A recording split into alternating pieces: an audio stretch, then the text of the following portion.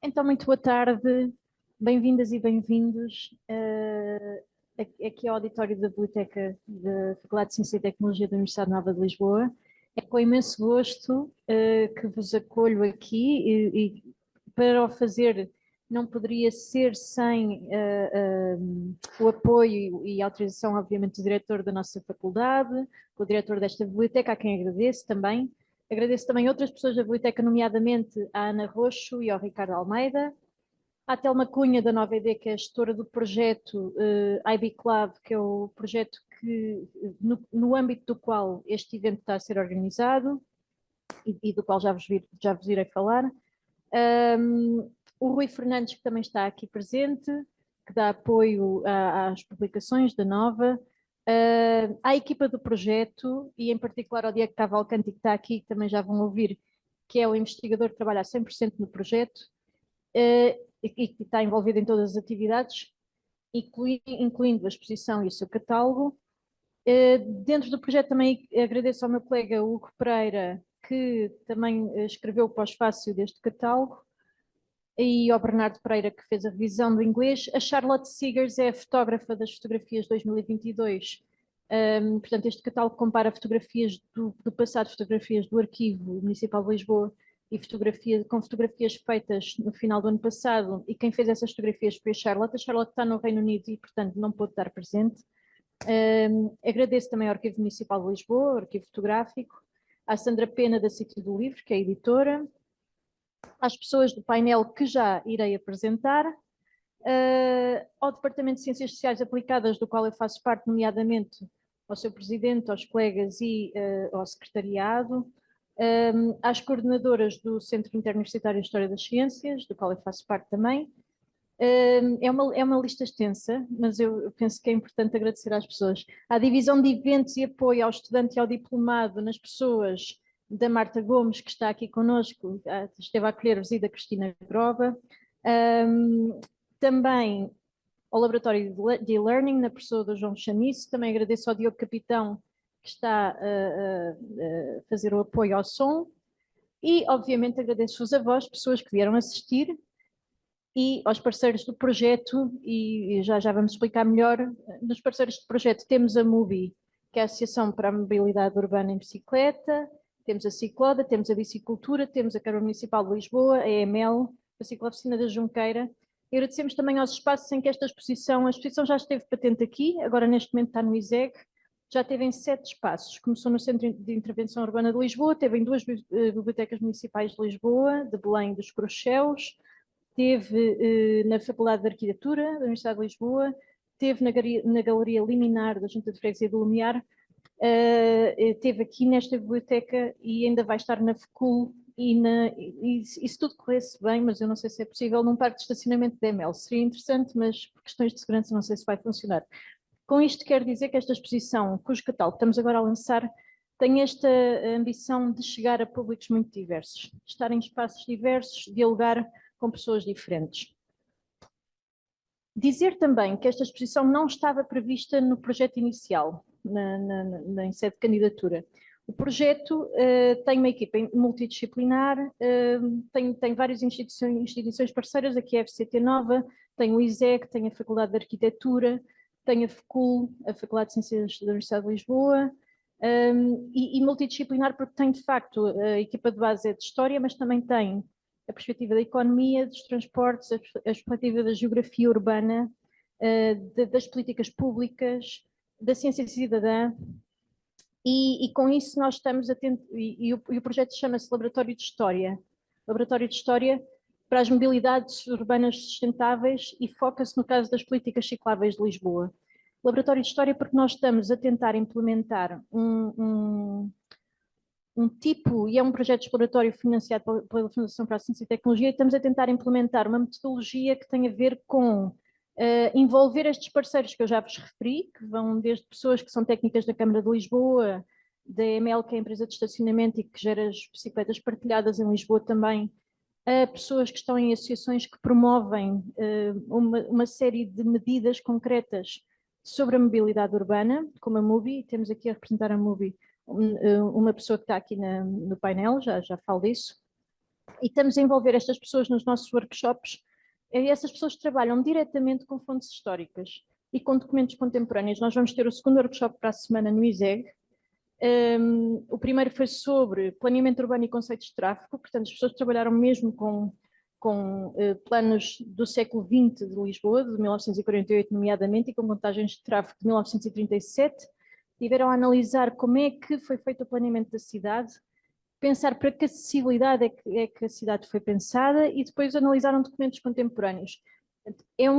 Também estamos a experimentar, tem esta questão do experimentar esta metodologia que foi usada no Reino Unido pelo Colin Duval com os técnicos especializados do Departamento de Transportes do Reino Unido. E bom, dizer que tem sido um gosto coordenar este projeto, que tem uma equipa de facto que tem funcionado muito bem e que tem sido muito interessante estes diálogos interdisciplinares entre nós e com os parceiros do projeto, com as pessoas interessadas que participam nas nossas atividades e que nos têm trazido questões sobre o passado que querem ver respondidas, que podem iluminar o presente e o futuro. Porque no fundo é esta a grande agenda do projeto, é se imaginarmos que o passado é mais do que aquilo que nós pensamos que o passado é, ou seja, normalmente há uma narrativa dominante, por exemplo, sobre a inevitabilidade do domínio do automóvel na cidade. Se nós desconstruirmos essa narrativa, com o conhecimento histórico que já temos, se mostrarmos que houve alternativas no passado, quer as que existiram de facto, quer as que foram imaginadas, que as que não foram concretizadas também são igualmente importantes de pensar. As utopias, quer também pensando que fatores é que levaram às chamadas, vou usar um jargão em inglês, path dependencies, as inércias que ficam incrustadas no ambiente construído e que depois tornam a coisa muito difícil de mudar. Mas perceber que isto é uma construção técnica, social, também faz pensar que, assim como o passado é muito mais múltiplo do que aquilo que nós imaginamos, os presentes também são mais múltiplos e os futuros podem ser mais múltiplos. Portanto, saímos um pouco de uma lógica de linearidade para uma lógica de perceber que as coisas podem ser muito mais negociadas, muito mais construídas e que não há uma teleologia para um fim que já está pré-determinado. E a importância das narrativas também é esta. É se percebermos que há muitas narrativas, aumentamos a nossa imaginação sobre o passado e podemos aumentar a nossa imaginação sobre o futuro. E passo a palavra ao Diego. Olá, boa tarde a todas e todos. Eu queria falar brevemente algumas notas em relação ao que nós estamos pensando do envolvimento societal na ciência, que é uma das premissas do projeto. Essa exposição e esse catálogo surgem de ideias que são um bocadinho anteriores. Em 2022, a Luísa com a Patrícia, que é outra pessoa do projeto, estiveram em uma exposição em Guimarães e viram essa ideia de refotografar. Essa ideia foi levada ao nosso passeio, que esteve no âmbito da Ciência Viva 2022, e nesse passeio nós levamos diversas fotografias que tentavam demonstrar como a cidade havia sido alterada. E foi um passeio científico em que as pessoas tiveram ativamente a conhecer a cidade, a pedalar pela cidade e a perceber um pouco das mudanças e como essa cidade foi sendo desenhada, sobretudo como mobilidade automóvel. E essa ideia de refotografar foi aparecendo diversas vezes pelas pessoas, pelos parceiros do projeto. Nesse passeio especificamente de 2022, nós terminamos em frente à firma Armando Crespo, que era uma das grandes lojas de bicicleta que se tinha ali no século XX, e tinha uma foto linda do concurso, que eram diversas bicicletas na frente do passeio, e nós refizemos essa fotografia. E dali veio um dos primeiros insights que talvez essa ideia tivesse muita potencialidade, né? Não só do ponto de vista de mostrar uma cena passada e presente, que isso não é necessariamente muito inovador, mas de mostrar como a paisagem urbana foi se alterando e como os espaços de sociabilidade, que é uma das coisas que nós tentamos também mostrar nessa exposição, tem a ver com a nossa escolha de fontes, né? Como os espaços de sociabilidade foram sendo alterados ao longo do século XX, do século XXI. Como as ruas deixaram de ser um espaço multimodal, e que tinham diversos usos, para se converter em um espaço, sobretudo, com artéria de automóveis. Isso é uma das coisas que nós tentamos questionar com a exposição fotográfica. É justamente convidar as pessoas a aguçarem a sua imaginação, tendo em vista que há um discurso fortíssimo de que a bicicleta não fez parte significativa do passado lisboeta do século XX. Isso é uma coisa que nós temos questionado bastante nas nossas investigações. O primeiro workshop traz isso com os dados de tráfego, que já mostram que a bicicleta tinha uma cota modal extremamente expressiva ao longo do século XX e que esse processo de invisibilização é resultante de disputas técnico-científicas culturais. Então, convido-vos a participar e perceber um pouco mais desse catálogo, que tem todo um trabalho que não é só nosso, da equipe, é sobretudo da equipe de investigação, mas que também é resultante desse contato com as questões e com as provocações que os parceiros do projeto têm vindo a contribuir. A Catarina, inclusive, que é uma que está aqui, está conosco desde o passeio, participou de tudo, participou do Jornal Clubs, participou dos workshops, então... Exato, da mesa redonda, são pessoas que são muito engajadas e que nós conseguimos isso graças a ter essa abertura das conclusões e também dos objetivos investigativos do projeto. Então, agradeço-os. É isso. Portanto, a quem ainda não... Portanto, o catálogo está lançado propriamente e achamos que seria interessante, mais do que ser uma sessão apenas em torno do catálogo e da exposição, trazer esta questão para aqui, para a comunidade da Nova, e em particular da FCT Nova, fazendo esta ligação também de diferentes perspectivas disciplinares, que temos aqui representadas nestas 4 pessoas, e depois havemos também de pedir a vossa contribuição, e também diferentes abordagens, enfim, representam também, para além das diferentes áreas, institucionalmente representam posições diferentes, não necessariamente. Mas bom, vou começar a apresentar. Maria Paula Diogo é atualmente vogal do Conselho Diretivo da Fundação para a Ciência e Tecnologia, é professora catedrática do Departamento de Ciências Sociais Aplicadas aqui da escola, é membro do Centro Interuniversitário de História das Ciências e da Tecnologia, que coordenou durante 15 anos. Durante a sua carreira foi agraciada com 2 das mais altas distinções internacionais, concedidas a um historiador da tecnologia, ambas atribuídas pela primeira vez a uma pessoa deste país, de Portugal, nomeadamente a Leonardo da Vinci Medal, que é da Society for the History of Technology, é a distinção é um prémio de carreira extremamente importante na área, e a Kranzberg Memorial Lecture, que é do ICOTEC, que é também uma associação de história da tecnologia. O seu trabalho é pioneiro na área da história da tecnologia em Portugal. A sua investigação centra-se no estudo da engenharia dos engenheiros portugueses, especialmente em meados do século XIX, e metade do século XX, e mais recentemente os conceitos de diplomacia tecnocientífica e antropocénico. Imagino que para algumas pessoas aqui, antropocénico, não sei se faz soar algumas, se estão familiarizados, mas é também membro dos grupos de investigação como Science and Technology in the European Periphery, Tensions of Europe, que é uma rede de história da tecnologia na Europa, e INES, que é o International Network of Engineering Studies, bem como outras redes de investigação em sociedades internacionais, e tem liderado vários projetos de investigação, enfim, tem um currículo extenso e reconhecido sobre ciência e tecnologia, impérios e formação dos engenheiros portugueses e a construção da sua identidade nacional. Estou a pensar em alguns livros, mas ficamos talvez por aqui. Dizer que estou muito grata a todas as pessoas que estão aqui presentes e que gosto de pensar que tenho aqui pessoas que me podem fazer também esta leitura do passado, presente e futuro.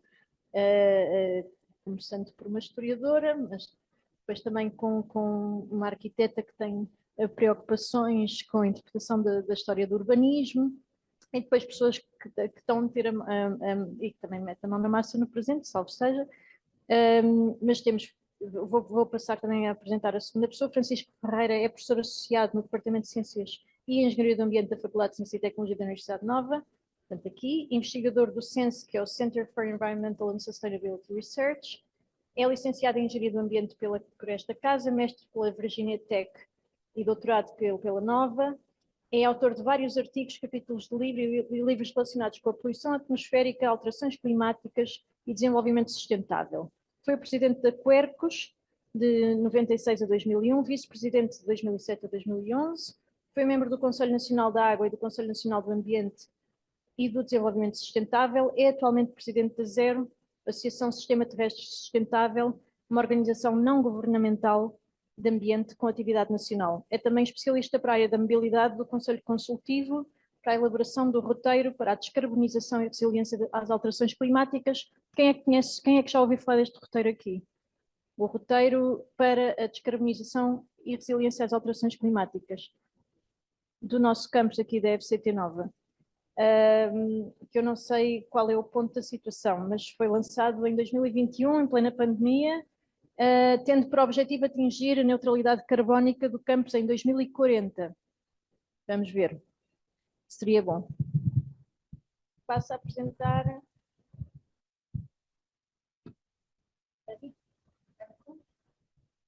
a Rita Castelo Branco, que está aqui em nome da MUBI, um dos parceiros do projeto que vos referi, que é a Associação pela Mobilidade Urbana em Bicicleta. É também investigadora no Situa do técnico, peço perdão, e assessora do Pró-Reitor de Inovação Socioterritorial da nossa Universidade, da Universidade Nova de Lisboa. É arquiteta urbanista e especialista em mobilidade urbana. A Rita trabalhou durante 15 anos na Câmara Municipal de Lisboa, considerando a diminuição da dependência do automóvel essencial para uma cidade mais saudável, sustentável e justa. Colaborou em dezenas de projetos de espaço público, empenhando-se particularmente na melhoria das condições dadas a peões e bicicletas. Coordenou o planeamento da Gira. Quem é que conhece a Gira? Quem já andou de Gira? Ok. A Gira, bicicletas, aqui também temos bicicletas partilhadas de Lisboa, a quando do seu lançamento, e teve um papel relevante no planeamento e implementação da rede ciclável da cidade de Lisboa, desenvolvendo já em 2019 uma estratégia para a implementação de superquarteirões. Já ouviram falar em superquarteirões? Superquarteirões e bairros protegidos para a mobilidade de Lisboa. Não, peço desculpa, saltei uma linha. Bairros protegidos em Lisboa. A sua visão alargada e a aposta num sistema de transportes integrado destaca-se na visão estratégica para a mobilidade de Lisboa, MOVE 2030. Sugiro a leitura deste documento, é muito interessante. E está online, que é coautora. Encontra-se a desenvolver um doutoramento em arquitetura, a sua tese Wishful City, Shaping a Better Framework for Improved Urban Living, visa realçar o papel decisivo da forma urbana e da arquitetura no modo como nos movemos, nos apropriamos do espaço público. É também disso que falamos nesta exposição e neste catálogo, a apropriação do espaço público, a cidade para quem, e nos relacionarmos a incitar à revisão da legislação urbanística e edificatória. Passo para a Rita Ferreira, last but not the least. A Rita Ferreira é licenciada pela Católica, School of Business, vou dizer em inglês, School of Business and Economics, com com intercâmbio em Nantes, um mestrado e doutoramento em gestão na ISE Business School de Barcelona, estudos de doutoramento, peço desculpa. Tem estudos sobre Internet Studies, não sei como traduzir isto, na Universidade de Oxford, pós-graduações em cidades verdes e sustentáveis e em Direito Empresarial pela Universidade de Lisboa, e estudou mandarim. Começou a sua carreira como estagiária no Etibank, fez um estágio de publicidade na McCann, Ericsson, trabalhou como diretora de marketing na Unicre, como consultora, até empresária, como vêem, consultora, gestão na PwC, lecionou sistemas de informação de gestão e business, operações e finanças, alunos de licenciatura, MBAs, executivos, em várias universidades, não só cá, mas também fora, em Paris. Foi coautora de um livro sobre estratégia e business. Como diretora de comunicação de marketing e recursos humanos da Universidade Católica, desenvolveu o primeiro plano de marketing e comunicação, implementou um sistema de informação no campus, enfim, e de facto teve uma série de negócios, inclusivamente ligados às bicicletas, e tem. Fez parte dos conselhos de administração da Federação Portuguesa de Cicloturismo e Utilizadores de Bicicleta, a FEPCUB, e da União Europeia de Cicloturismo. Além disso, foi membro do Conselho de Pais e do Conselho de Ecoescolas da Escola Alemã de Lisboa, onde fundou uma equipa de mobilidade, e para além de lecionar atualmente na Nova IMS, gera agora, enfim, tem outros negócios, como já referi, e é fundadora do movimento Kid Calmaça em Portugal, é também nessa qualidade que está aqui a falar. E pronto, posso dizer aqui, de uma nota mais pessoal, pedalou em cerca de 30 países, É valenta. E ajuda a desenvolver cicloturismo em Portugal como inspetora da rede Eurovelo. É casada e mãe de uma adolescente. Acredita profundamente que uma boa educação e a mobilidade sustentável desempenham um papel fundamental na melhoria do mundo. E também está aqui na qualidade de membro do grupo de mobilidade da Rede Campos Sustentável. Alguém já ouviu falar da Rede Campos Sustentável? A Rede Campos Sustentável é uma rede bottom-up, se é que eu posso dizer, criada há 5 anos, está a celebrar o seu 5º ano agora, e que promove a sustentabilidade nos campos universitários em várias áreas, entre elas a mobilidade, a alimentação, os resíduos, a energia, e tem vários grupos de trabalho, nomeadamente a mobilidade. E, finalmente, vou passar a palavra às pessoas do painel. Eu não fiz a pergunta-chave que nos trouxe aqui.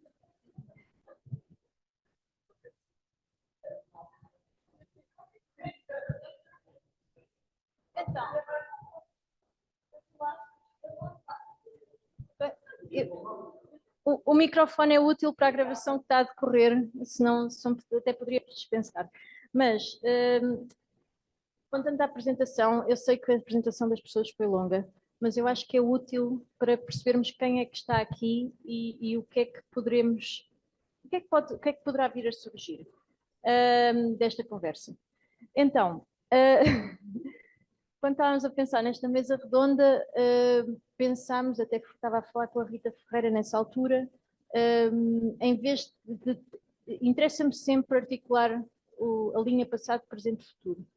Isso, se pudermos continuar a trazer isso, seria bom, porque é esse o âmago do projeto do IB Club, mas obviamente falarão daquilo que acharem que responde à pergunta que deu o mote a este painel, que é como pode a comunidade universitária contribuir para uma mobilidade mais sustentável.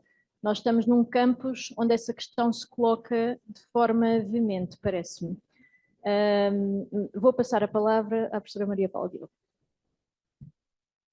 Obrigada. Eu conheço grande parte das pessoas que está na audiência e agradeço ao Luísa que era a apresentação do catálogo, mesmo que longa, mas de qualquer forma muito interessante. Também ao Diego, também por terem posto as questões fundamentais do catálogo. Eu devo dizer que, olhando para as fotografias que estão no catálogo, algumas delas são familiares, felizmente não as do início do século, mas aquelas da década de 60 já estão muito familiares, de facto, e lembro-me bem de alguns destes locais, e portanto é interessante ver como é que podemos abordar este tipo de problemas a partir da história da tecnologia, que enfim, sendo historiadora da tecnologia, naturalmente tendo a pensá-lo dessa forma. E quando a Luísa propôs-me precisamente naquele rascunho que ele tem e que é o nosso, enfim, a nossa diretiva essencial aqui nesta conversa, falar mais exatamente 5 minutos sobre a questão relacionada com a investigação em história da tecnologia e as questões da mobilidade. Portanto, eu devo dizer que acompanhei o trabalho pioneiro da Luísa sobre a questão do sistema automóvel em Portugal. Nós tivemos 2 pessoas a trabalharem quase ao mesmo tempo sobre a questão automóvel, de maneiras, com abordagens muito diferentes, permitiram, no fundo, ter uma visão sobre a questão do automóvel, sobre a visão da construção de Lisboa através do automóvel e das zonas circundantes de Lisboa também dentro do mesmo sistema de tráfego. E, por outro lado, os vários atores que estavam presentes e como é que eles definem os seus próprios papéis nos diálogos que vão surgindo e nas disputas que vão surgindo.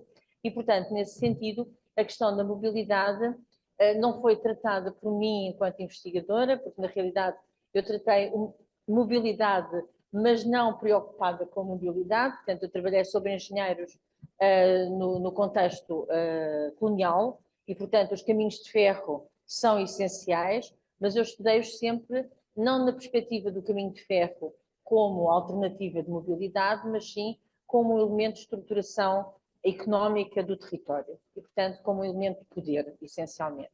E, portanto, esta questão da mobilidade e outros estudos que estão agora também a ser desenhados pelos nossos investigadores mais jovens, e que vejo aqui alguns, têm-nos permitido, à primeira geração, digamos assim, de historiadores da tecnologia profissional em Portugal, olhar para este tipo de problemáticas de forma diferente.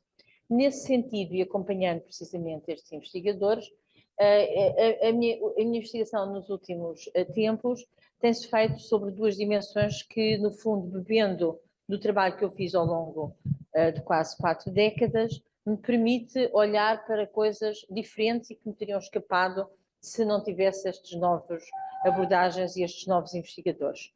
O primeiro tem a ver precisamente com o papel das utopias. Portanto, eu trabalhei recentemente sobre 2 utopias, de um engenheiro e de um médico, portanto, o Mel de Matos e o Fialho de Almeida, que globalmente são 2 homens ligados às teses industrialistas. Eles são 2 sansimonianos, portanto, têm muita visão do progresso associado à indústria, mas, por acaso, o Mel de Matos tem algumas alternativas de mobilidade pensadas no início do século, portanto, estes 2 artigos foram publicados em 1906, e, portanto, nós estamos aqui um século depois.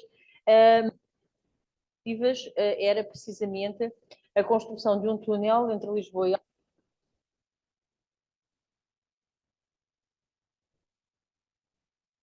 alta velocidade, ele até o descreve do ponto de vista físico. Casas de banho, um pequeno bar, para as pessoas poderem usufruir bem dos 5 minutos, e continua a ser, de facto, uma das utopias, e que ligava o que eles chamavam a Lisboa mais administrativa da Lisboa económica e industrial, que seria precisamente Almada. Portanto, trata-se do momento em que as zonas industriais de Lisboa passaram para a Zona Sul, e, portanto, obviamente que era uma utopia que olhava para a realidade e imaginava como é que o futuro deste território comum ia ser desenhado. Portanto, o Fialho de Almeida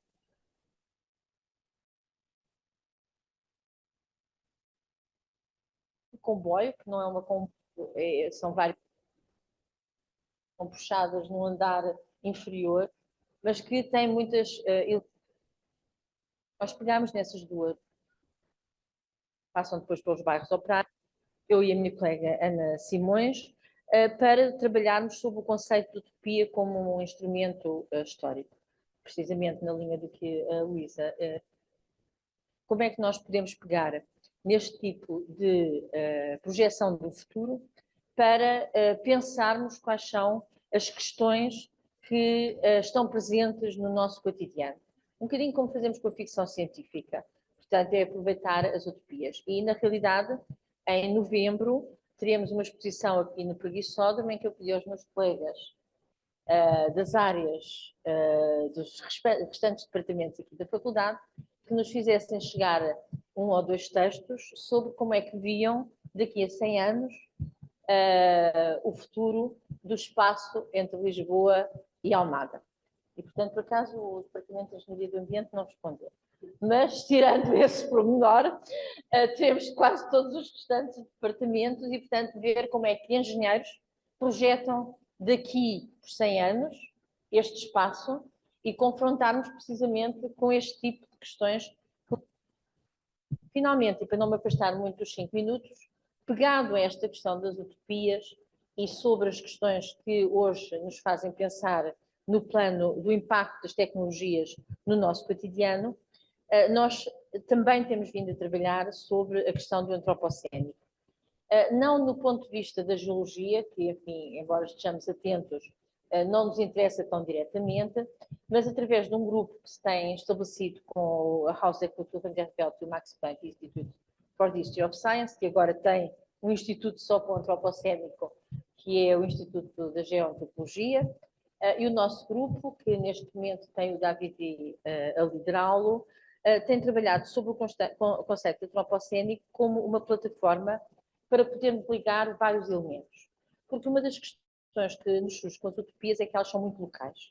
E, portanto, um dos pontos que nos interessa é precisamente conseguir fazer a ligação de escalas entre o local e o global, porque na realidade estamos a pensar em momentos diferentes, com impactos diferentes, e portanto o antropocéntrico permite isso, permite também fazer muitos estudos multidisciplinares ou interdisciplinares, portanto em que no fundo as questões são abordadas de forma, portanto, de perspectivas diferentes, e permite depois ligar a um contexto que, enquanto historiadores, é-nos particularmente relevante. No fundo, as questões políticas, económicas e sociais que estão por trás, em termos globais de sistema, de questões como a mobilidade, a habitação, as migrações, as questões climáticas, etc., que surgem não como elementos separados, mas como parte de um mesmo puzzle que completo dá o antropocéntrico.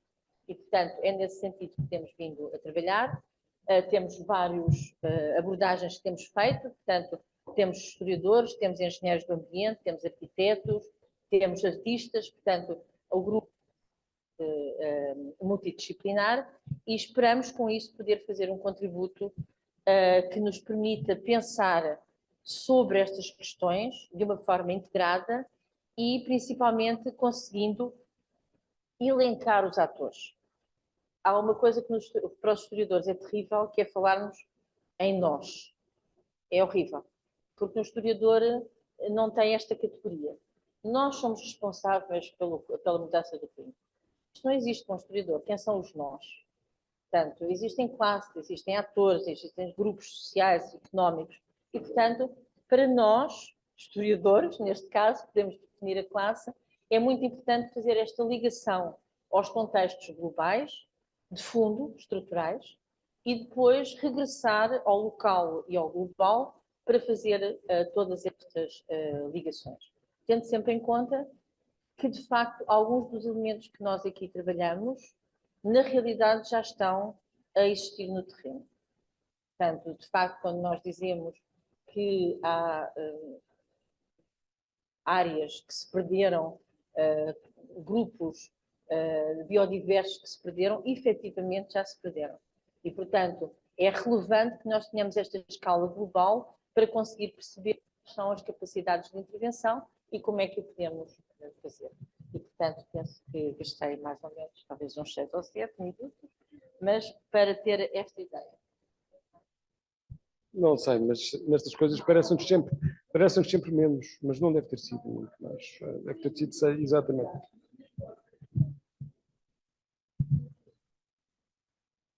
Ora bem, eu tinha mais ou menos uma pergunta combinada para mim, certo?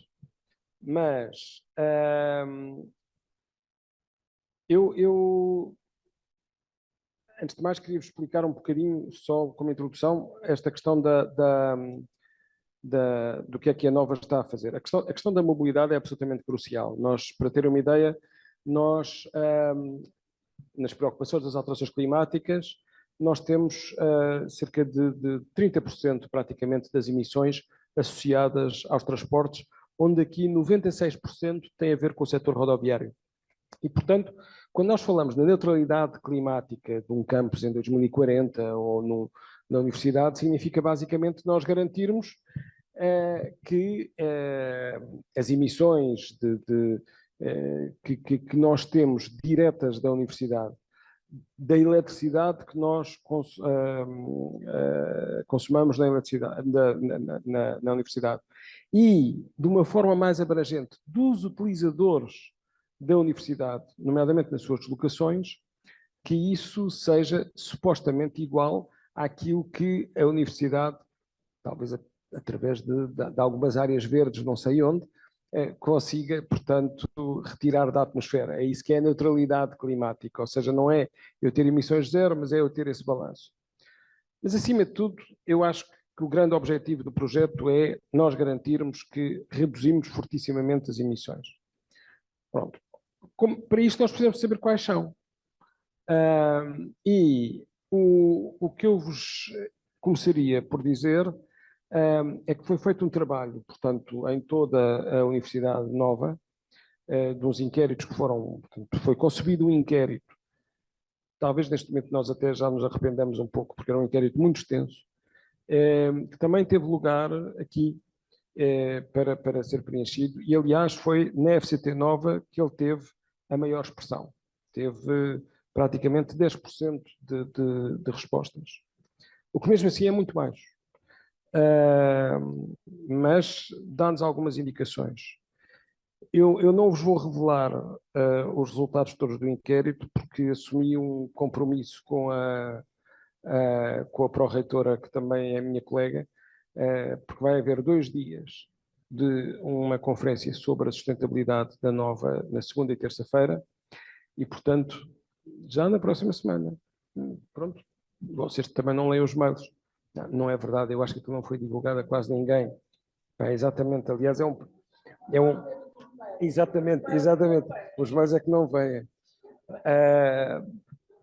Mas vai haver segunda e terça-feira é na reitoria, mas não é na reitoria. Algumas pessoas vão falar a partir da reitoria, mas é tudo online. É tudo online. Eu ainda não sou pró-reitor,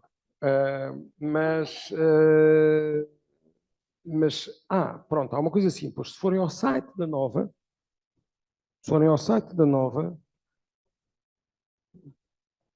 há essa esperança, há essa esperança.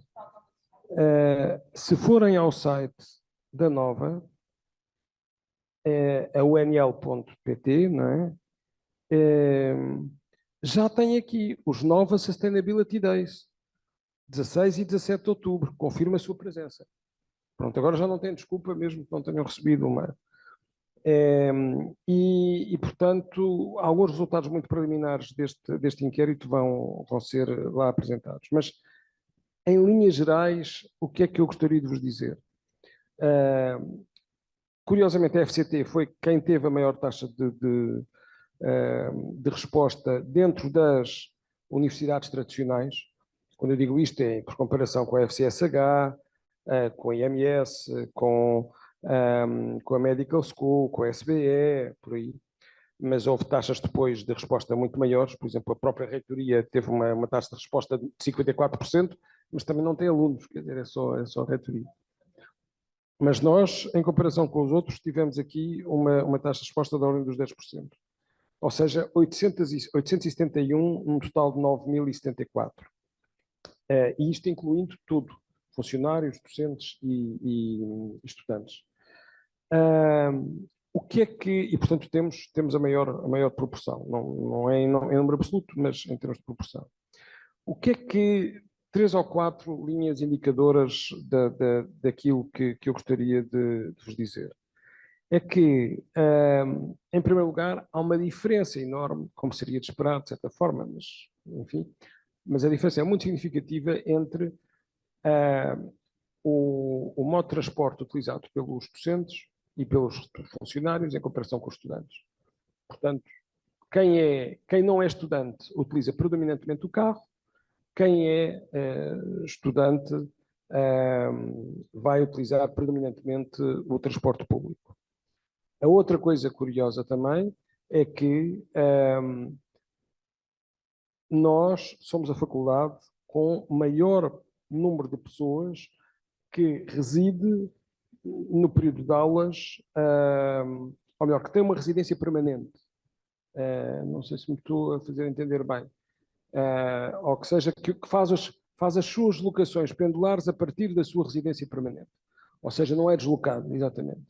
Portanto, curiosamente, a Caparica é aquele onde essa percentagem é um bocadinho maior em comparação com os restantes casos. Não, aqui estudantes.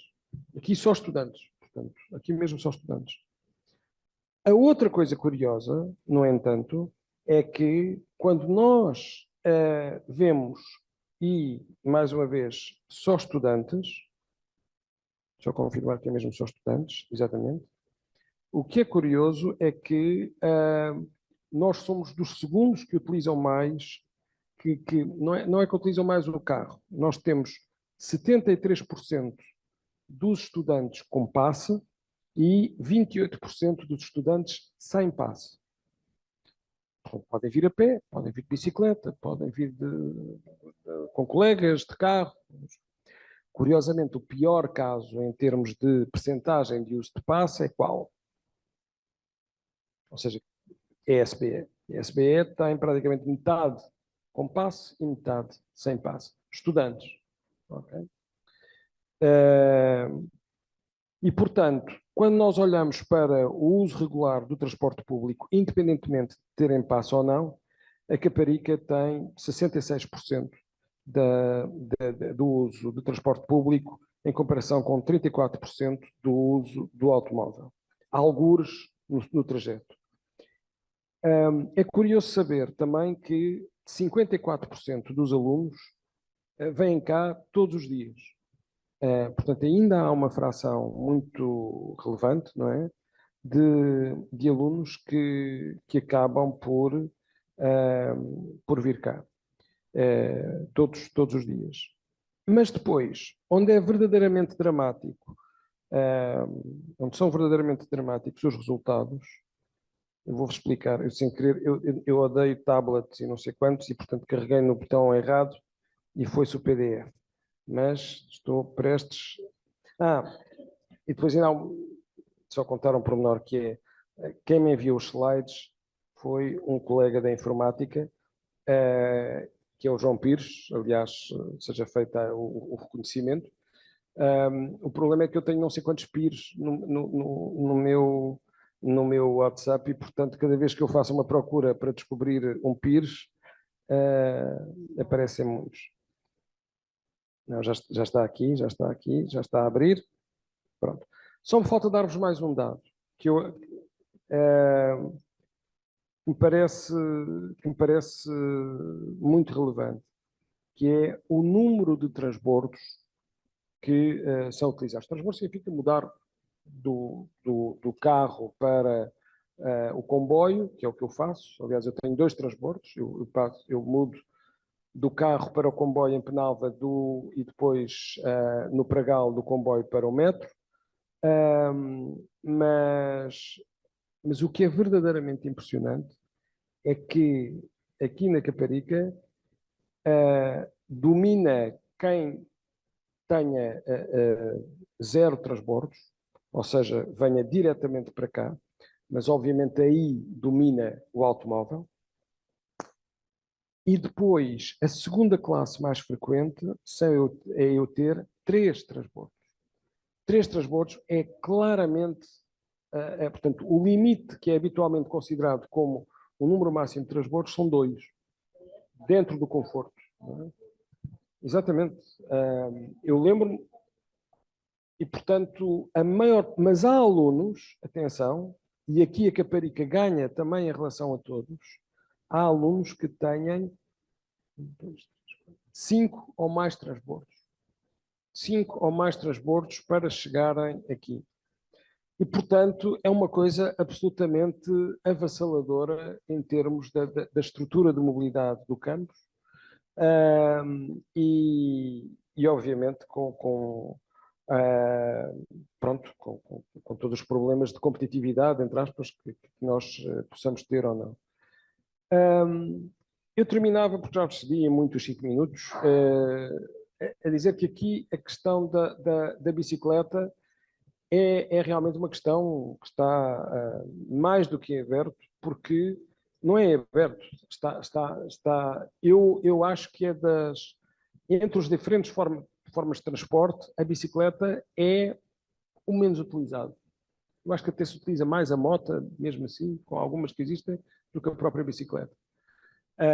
O que significa que, do ponto de vista da autarquia, do ponto de vista da faculdade, do ponto de vista daquilo que é a infraestrutura ciclável e os acessos aqui, nós temos um caminho longuíssimo para fazer. Aliás, no inquérito, eu não sei, eu depois posso verificar, mas nem se vê qualquer linha relativa ao uso de bicicleta.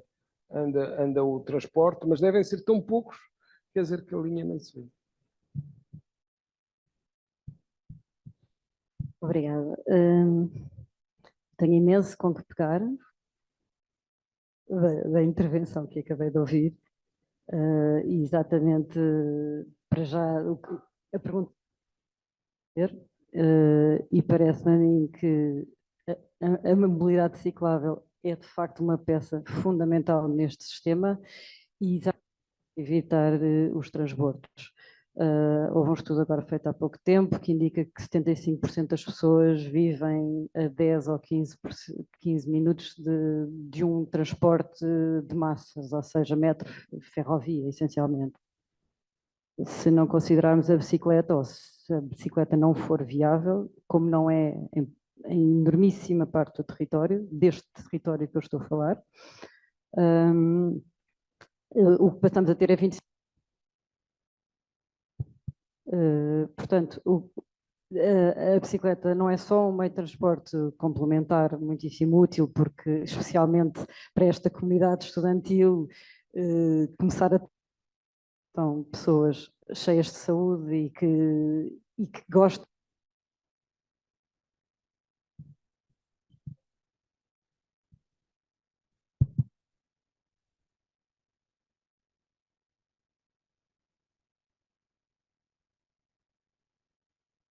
Assim? Sim, sim, ok. Portanto, a bicicleta é de facto fundamental para nós evitarmos estes 3, 4, 5 transbordos que infernizam a vida e, obviamente, uma pessoa só deseja ter carro para poder passar a ter essa alternativa e não é isso que nós queremos.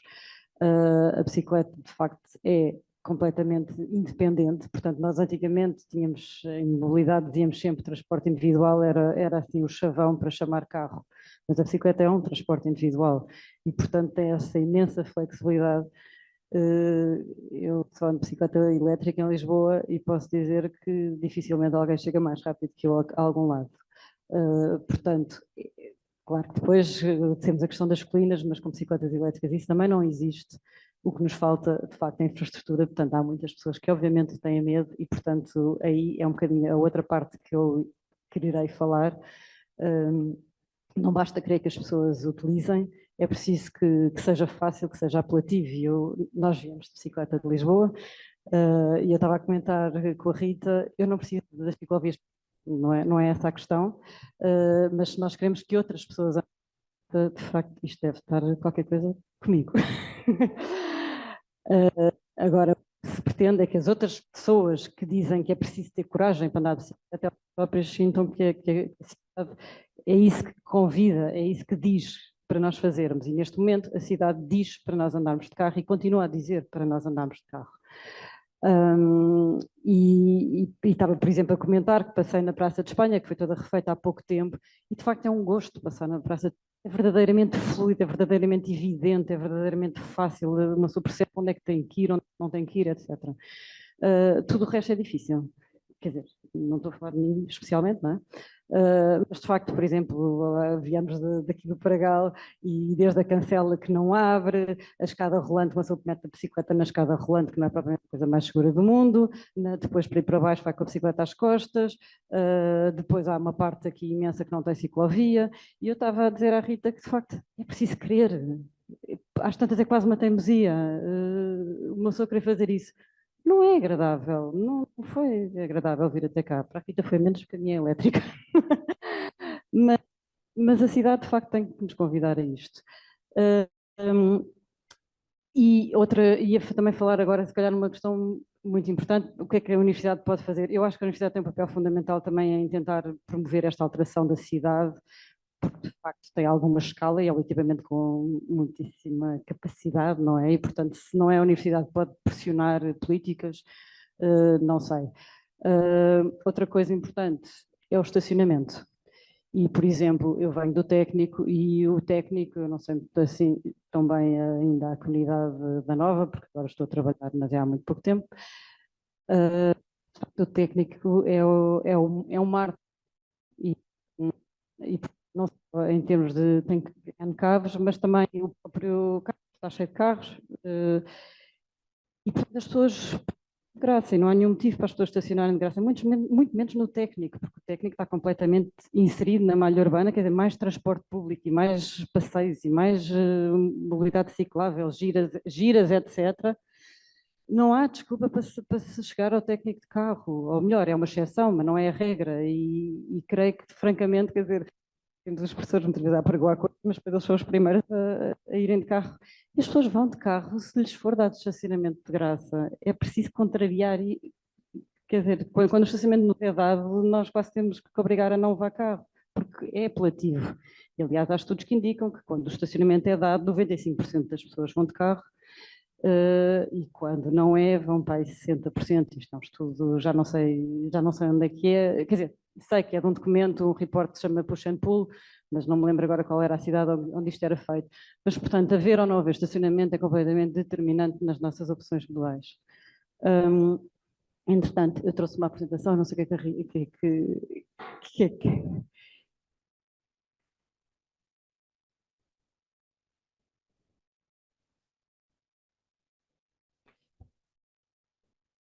Sim, eu acho que tem, mas não quero, mas posso, por exemplo, falar e depois eu posso ir falar sobre isto para não estar aqui a ocupar espaço. Boa tarde, antes de mais obrigada, Luísa, pelo convite, é um gosto estar aqui.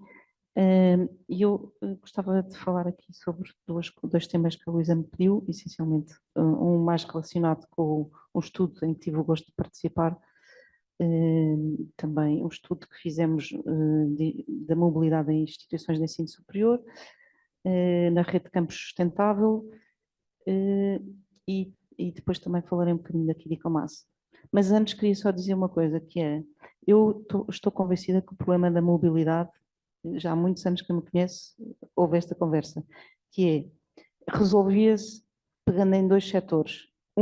As grandes empresas, e aí estamos a falar em empresas com mais de 5.000 trabalhadores, há bastantes ainda, principalmente nas grandes cidades, em Lisboa, e as escolas e as universidades. Acho que nós enquanto portanto, universitários, temos de facto uma obrigação, como a Rita disse, de promover, portanto, podíamos promover, eu acho que é uma obrigação, nós estamos a educar pessoas, temos que as educar para uma mobilidade diferente, porque senão não vamos a lado nenhum, e é fundamental, mas temos que, eu acho que as universidades acabam por dar os piores exemplos em tudo, ou seja, hoje em dia muitas das grandes empresas já não oferecem estacionamento, as universidades oferecem estacionamento a quase todos os professores, ou quando não oferecem o preço é ridículo, quer dizer, comparado com os preços dos parquímetros,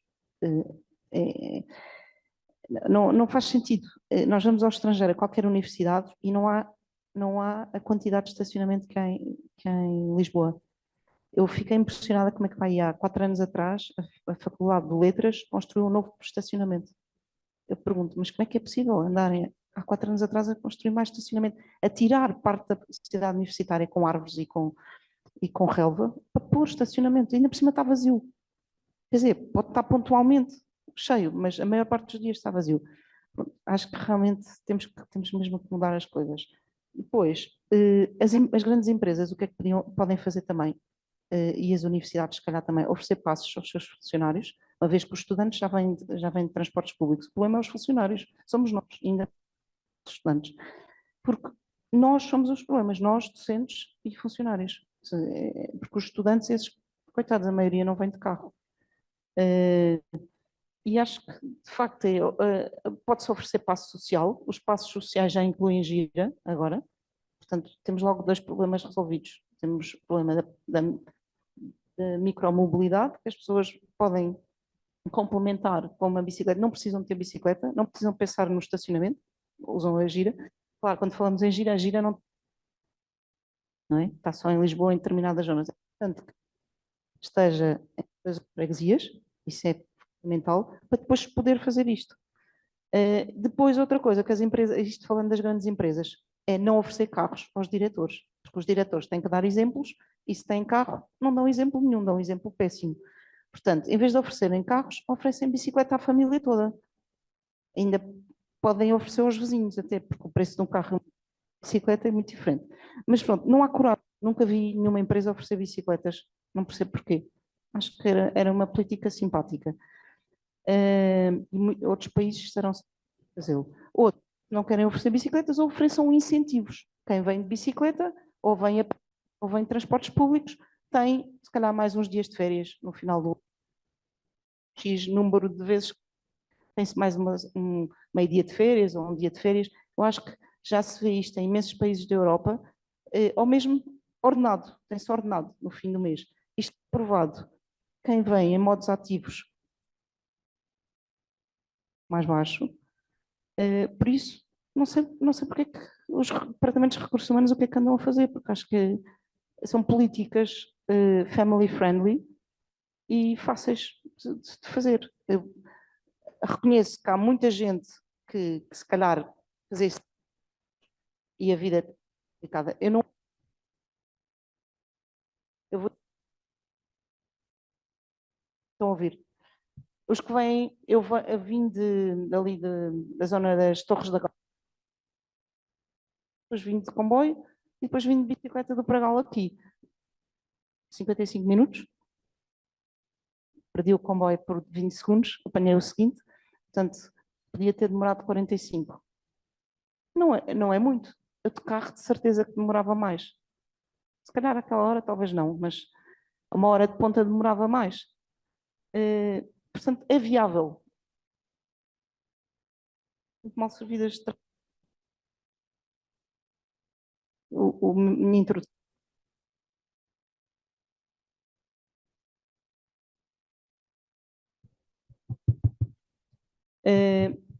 As conclusões não foram.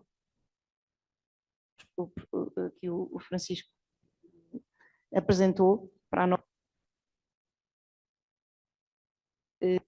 Para a nova, não, neste caso para a FCT, nós fizemos um inquérito, tivemos uma taxa de resposta ainda mais baixa.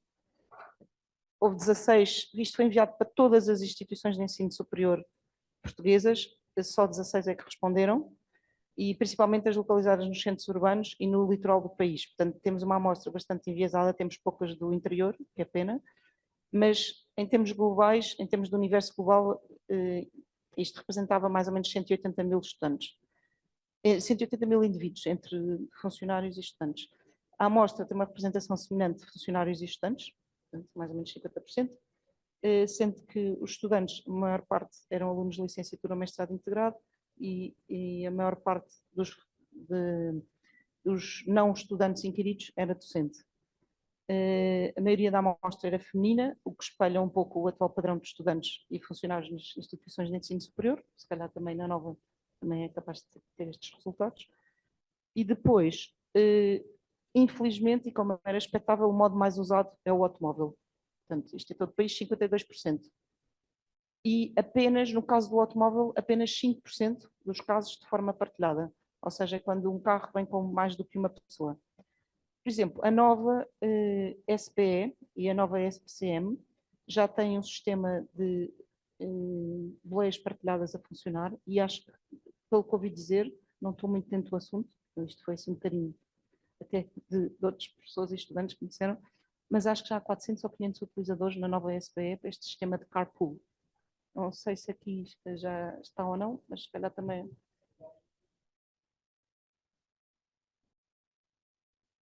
Acho que é um meio passo para qualquer coisa de futuro, pelo menos se 3 pessoas puderem vir no carro, em vez de ser 3 carros, são 1. Acho que se calhar é melhor pessoas que morem perto fazê-lo desta forma. Depois, vimos que no nosso caso deste inquérito à mobilidade no ensino superior, a maior parte das instituições, as instituições com maior uso de transporte coletivo, temos uma, a Escola Superior de Enfermagem João de Deus, tinha 70% do uso, e a Faculdade de Ciências da Universidade de Lisboa também tem 57% do uso, que é também uma das melhores. E também sabemos que é uma das que tem mais uso da bicicleta. É verdade, quando olhamos, de facto, a Faculdade de Ciências tem imensos transportes, tem comboio, tem metro, tem imensos autocarros, está muito bem servida de transportes. Se calhar é uma das que está mais bem servida de transportes. Lá está. Quando a rede de transportes é boa, as pessoas usam. Da mesma forma, quando as ciclovias são boas, as pessoas também usam. Portanto, a infraestrutura tem que estar lá para as pessoas mudarem também. E apercebemos que as que têm menos uso do transporte coletivo eram os institutos politécnicos do interior do país. Também porque as pessoas muitas vezes moram longe, e neste caso era o de Tomar, essencialmente, e sabíamos que havia pessoas que moravam 30 km e 40, de facto. As distâncias são grandes, a duração da viagem é grande e, de facto, o carro aí facilita muito a vida das pessoas, não é? E às vezes os transportes são muito espaçados, não é? Com frequência. Pronto. Na amostra global, a utilização da bicicleta rondava os 3%, o que é acima da média nacional, mas em muitas instituições de ensino superior a bicicleta nem sequer aparecia, não é de todo utilizada.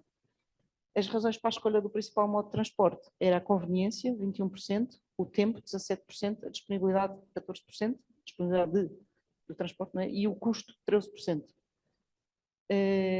Sendo que o tempo era o que justificava a escolha dos modos individuais motorizados, em especial, portanto, as pessoas tinham a percepção de que indo de modos motorizados chegam mais rápido.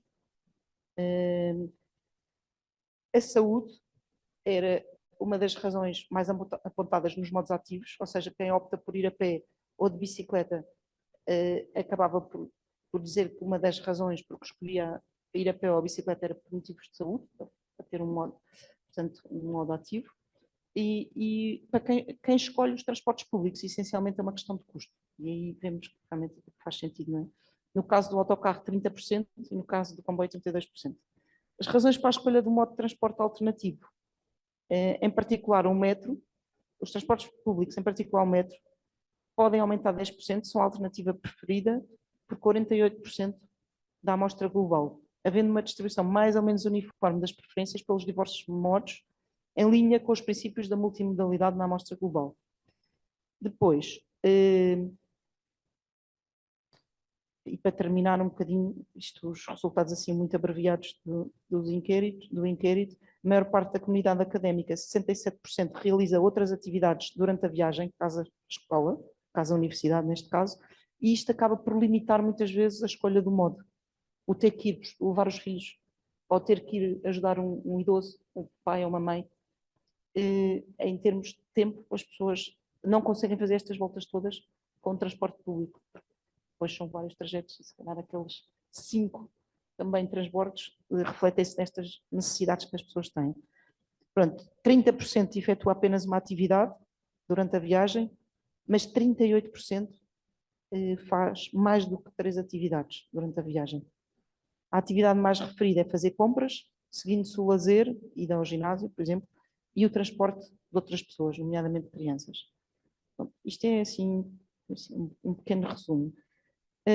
Gostava só de fazer aqui uma pequena referência à esperança, no sentido de que há poucos dias atrás, portanto, como sabem, em Portugal há uma estratégia nacional para a mobilidade ativa ciclável. Infelizmente, as universidades não estão envolvidas nas entidades que fazem parte desta estratégia.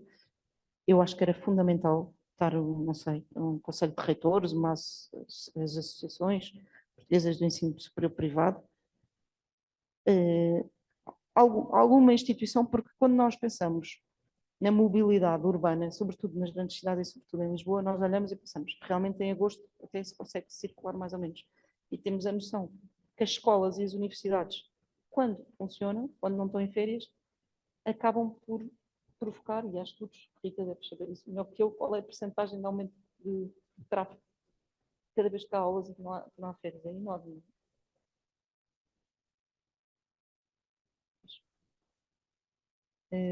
Mas há ruas que uma pessoa vê claramente hoje que servem universidades que melhoram imenso. Mas sim, os pequeninos, e agora então falando dos pequeninos, que era o meu outro tema, temos que começar pequenos. Acho que aqui ainda temos muito trabalho a fazer nas universidades, mas temos que mudar mentalidades a partir de pequenos mesmo.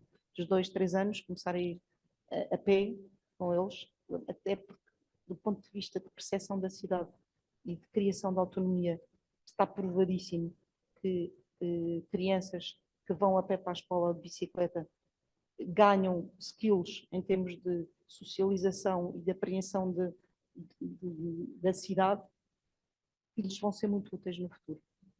Portanto, não é chegar aos 18 anos e de repente os pais levaram a criança para a universidade, para a escola sempre de carro e de repente a criança depois que já é adulta tem que sofrer porque tem que andar de transportes públicos e perde-se na cidade e não sabe o que acontece com muitos alunos universitários no primeiro ano. Portanto, é um choque. Esse choque era bom que não fosse tão drástico. Não é?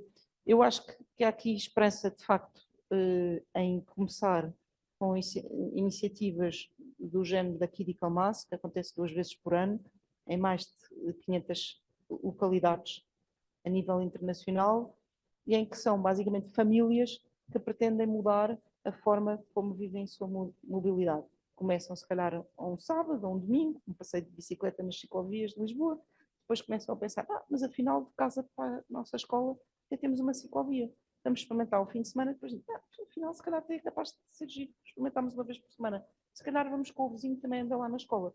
E depois vão 2 pais, um dia vai um pai, outro dia vai outro pai, e criam-se o tal comboio de bicicletas, que entretanto já está espalhado em mais de 20 escolas em Lisboa, e acho que aí Lisboa está francamente à frente das outras cidades. E neste momento também já há na Caparica e Almada, não é, Inês? Por isso, acho que este tipo de iniciativas pode criar hábitos diferentes. Porque eu sei que não é fácil mudar, as pessoas estão muito habituadas, saem de casa e metem-se no carro. Mudar estas rotinas não é fácil. O ser humano é resistente à mudança. Mas acho que temos que fazer coisas deste género. Portanto, tentar encorajar, de facto, esta mudança. Uma coisa positiva é que nesta estratégia nacional para a mobilidade ciclável, ativa, ciclável e pedonal, era importante, para além de todas as associações ligadas a estas áreas, e a ANSR, o IMT, a GNR, a polícia, etc., estejam, de facto, acho que era fundamental estarem em associações e quer o setor universitário, quer o setor pré-escolar, básico, secundário. E acredito profundamente que talvez possam fazer a diferença em termos de mudar algo que sabemos que não se muda de um momento para o outro, é geracional, mas daqui a 5, 10 anos, se calhar de uma geração podemos passar de uma percentagem de utilização de transportes públicos e meios ativos duplicar essa percentagem, que é o que se pretende em termos de resultados melhores para o ambiente e mitigar um pouco as alterações climáticas.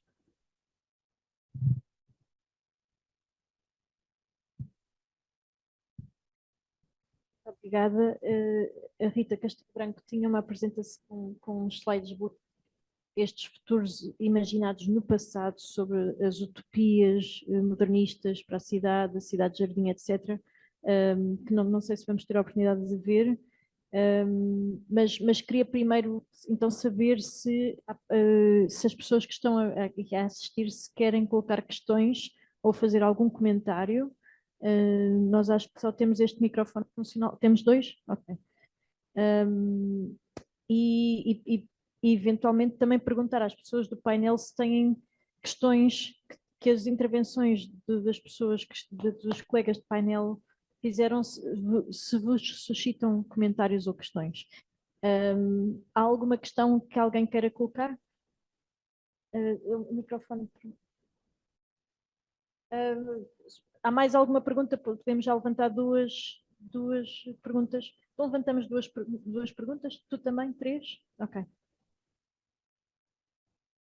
Bom, estão-me a ouvir? Sim? Ok. É óbvio que tudo aquilo que foi dito é extraordinariamente generoso e ninguém pode deixar de subscrever, mas eu queria colocar uma questão que tem a ver com a resistência. Eu estou a pensar em São Paulo, o Haddad implementou as ciclovias e perdeu as eleições.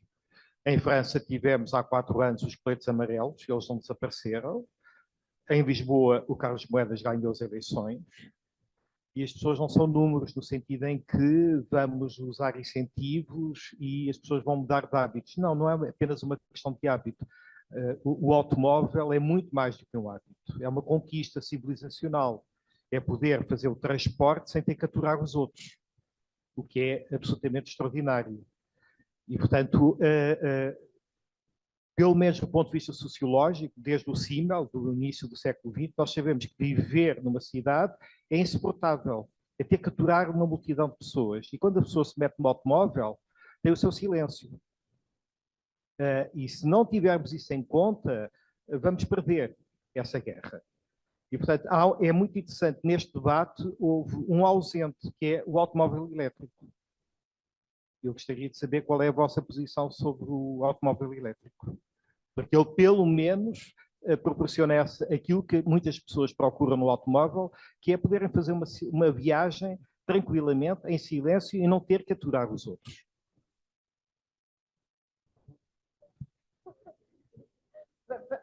Vamos recolher mais duas perguntas. Esta provocação saudável. Eu teria resposta, mas eu vou-me abstrair, vou-me abster e abstrair. Então, olá, obrigada pelas vossas intervenções. Estou aqui enquanto moradora da Almada e também porque estudei aqui na FCT o ano passado, fazer mestrado de urbanismo sustentável. E então, enquanto moradora aqui no território, Almada é um território disperso, urbanisticamente muita coisa não faz sentido, está muito fragmentado, principalmente pelas estradas, autoestradas, que criam aqui no território. Eu que morei 20 anos no Feijó, e estive aqui ao lado, na ETER, na escola profissional. Para ir para a escola profissional demorava 1 hora, de autocarro, o autocarro dava a volta toda ao concelho, né? Portanto, ia do Feijó para Cacilhas, ou para Almada, e depois ia da Almada para aqui, portanto, uma volta completa. Agora, com o metro está muito melhor. O metro foi inaugurado no ano em que eu deixei de vir para cá, aqui para o lado, tenho uma pontaria. E, portanto, o metro ainda falta expandir, não é? Falta expandir para a Costa da Caparica, para permitir que mais pessoas venham de transporte público. E mais do que o metro, falta estas ligações entre transportes públicos, está tudo um bocadinho mal feito, não é? Esta falta de conexão, de intermodalidade. Realmente não dá vontade nenhuma de vir para aqui de bicicleta. Quem o faz é um valente e não devia ter que ser. Mas eu diria que andar em Almada, não é? Em Almada, em todo o território, andar de bicicleta é uma pessoa valente, é corajosa, porque levar com a agressão rodoviária que se sente na estrada dos automobilistas para com uma bicicleta é muito difícil. Eu acordar de manhã e escolher e deslocar-me de bicicleta.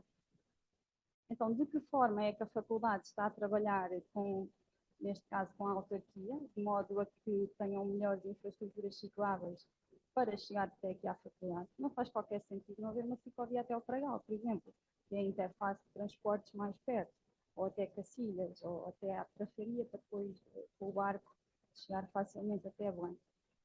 Como é que a faculdade está a trabalhar com a autarquia para que haja essa mudança no território, não é? Em termos de infraestruturas? Por muitos incentivos que nós queiramos dar às pessoas para chegarem de bicicleta, quer dizer, eu não quero ter um dia de férias se todos os dias levo com buzinões no trânsito, com pessoas a dizerem que eu tenho que ir para o passeio, ou para a ciclovia, ou para outro sítio qualquer, sair da frente do carro, porque ali é que eu estou mal.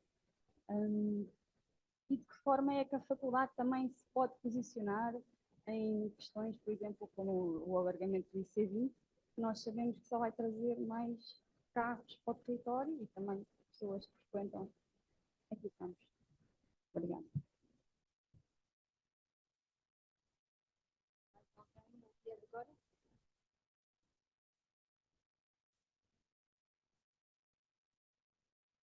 Olá, boa tarde. Eu peço desculpa, mas como aluna do mestrado, recém-aluna do mestrado em Sociedade Digital, acho que a mudança dos nossos hábitos vai implicar com a nossa mobilidade.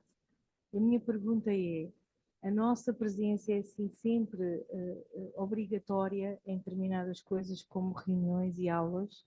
Se calhar o transformarmos nesta sociedade híbrida em que misturamos este digital, que não implica a nossa presença sistemática, vai implicar consequentemente com a nossa mobilidade. Claro que isto terá implicações no relacional, mas pronto, se tivermos que fazer todo este balanço entre os ganhos e as perdas, penso que uma mudança de perspectiva, incluindo também esta sociedade digital, pode implicar diretamente nesta questão da mobilidade, penso eu, ponho essa questão. Muito obrigada pelas perguntas. Há uma última pergunta, Diego.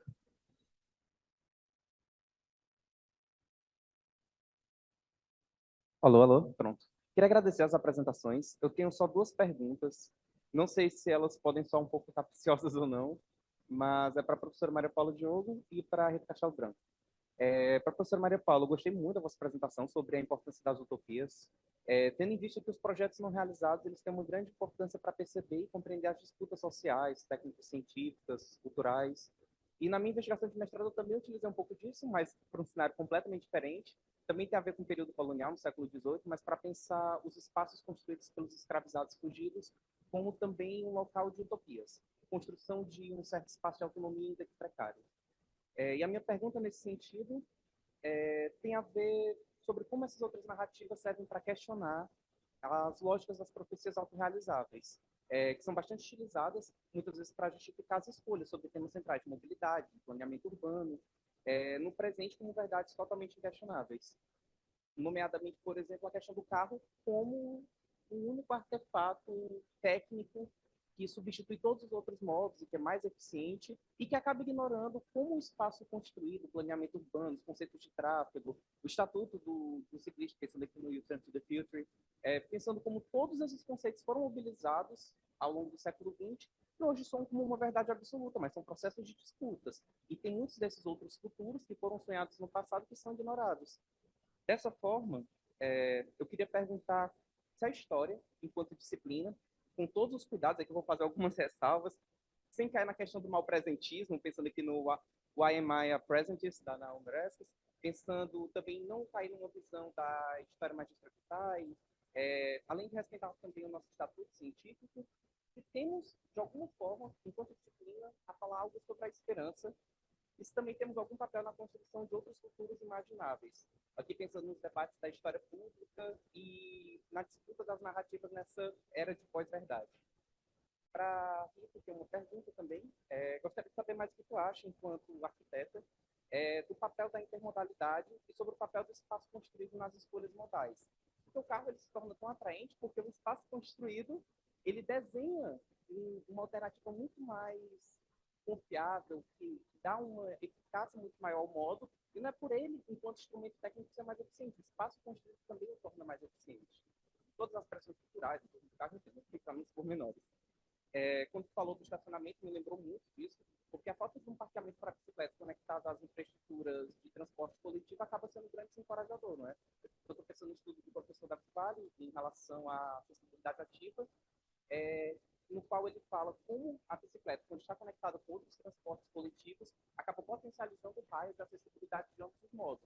Isso é uma questão fantástica que precisa ser pensada, né? Porque não é só simplesmente substituir o carro. Há questões, inclusive, de necessidade. As pessoas têm de fato necessidade de utilizar um carro, seja por questões de acessibilidade, por questões de mobilidade, ou enfim, por outras N questões. O carro é mais um modo de mobilidade que está disponível para ser utilizado. Entretanto, o problema é quando ele parece ser o único modo, e que a rua é uma férias só para os carros, no qual a bicicleta tem que levar uma buzina, tem que levar um guia, porque não pode utilizar, sendo que as ruas já foram muito mais multimodais do que são hoje.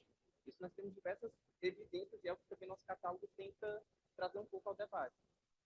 Basicamente é isso. Sim.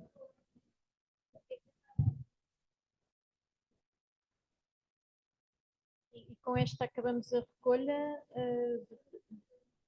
Obrigada. É muito rápido, mas eu queria só levantar a questão das classes sociais, que no fundo também é transversal a esta questão, porque se eu viver no centro de Lisboa, em Telheiras, por exemplo, num bairro relativamente agradável, quer do ponto de vista estético, quer do ponto de vista da facilidade, mobilidade e do tipo de ambiente, é muito diferente se eu viver na Damai ou na Buraca, a possibilidade que eu tenho mais novo ou menos novo. Portanto, a questão da classe social atravessa isso e, portanto, embora andar de bicicleta possa ficar mais barato do que andar de carro, mas há aqui muitas dimensões presas à bicicleta que são muito classistas, na maneira como é fácil ou não fácil andar de bicicleta na grande cidade. São questões levantadas extremamente boas, qualquer uma delas. Não sei se vamos ter tempo, possivelmente não vamos ter, mas é muito curioso e estou contente desta conversa estar a ser gravada. Queria só perguntar, qualquer uma destas, de facto, levanta uma série de questões. Queria só perguntar às pessoas que não indicaram para quem era a pergunta se querem dirigir ou é para o painel em geral. As pessoas que não indicaram quem é para o painel em geral. Se lá vou começar pela Rita Castelo Branco. Eu já estou aqui com este ar nervoso para responder, não é?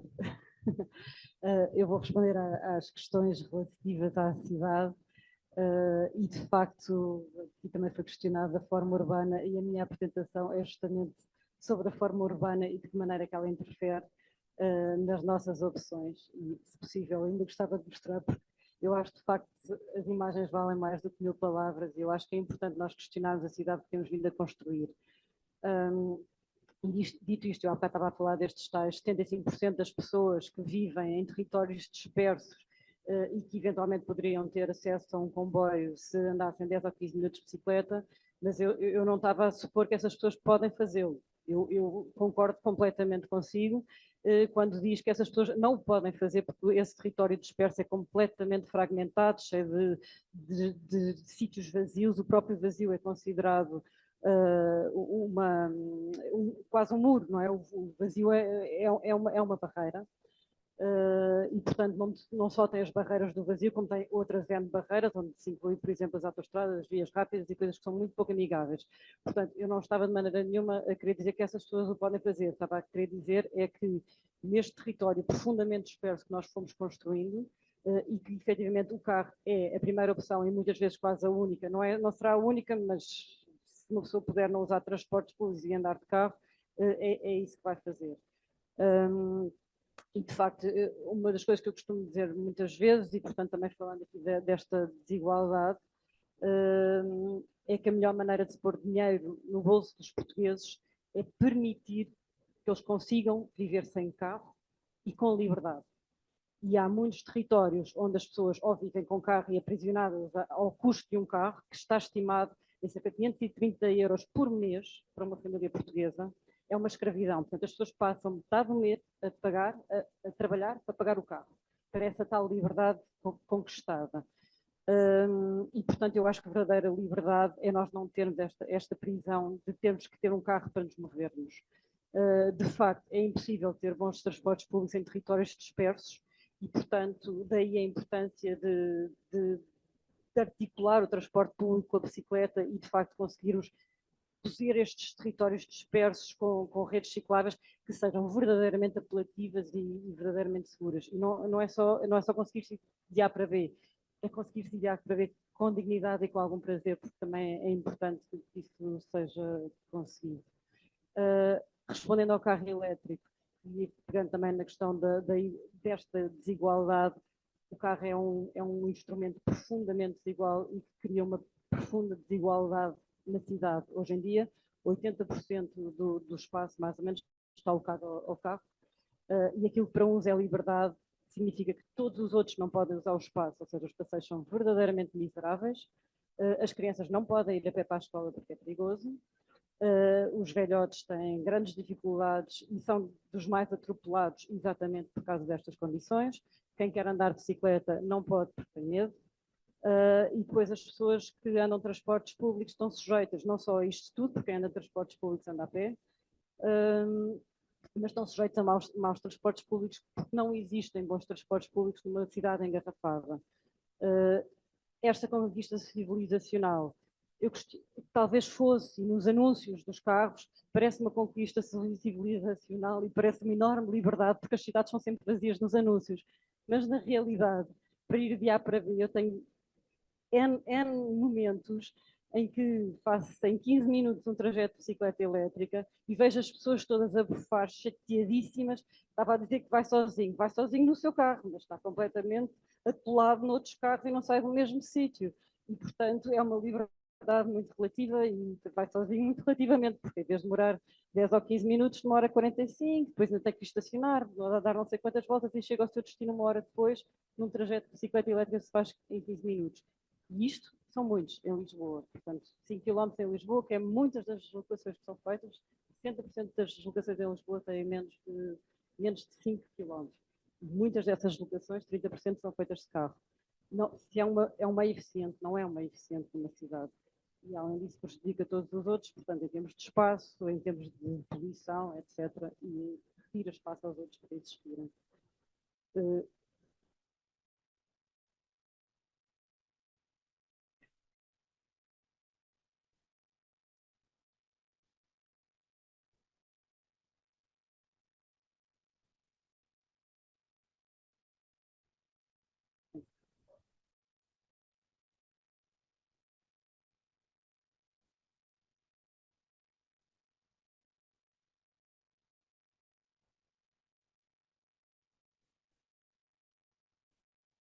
Certo. Então eu posso responder essa parte. Terei todo o gosto de responder.